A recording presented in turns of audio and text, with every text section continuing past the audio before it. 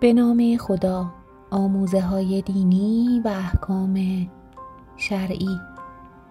سوال: حکم به گردن آویختن مدال های طلایی که ورزشکاران آقا دریافت می کنند چیست؟ از نظر رهبری و آیت الله سیستانی، همین که گردن آویز مدال طلا از پارچه باشد اشکالی ندارد.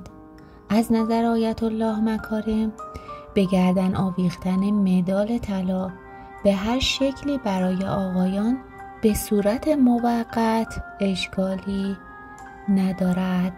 از نظر آیت الله نوری و آیت الله وحید، دریافت مدال طلا برای آقایان هیچ اشکالی ندارد، اما به گردن آویختن آن اشکال داشته و حرام است.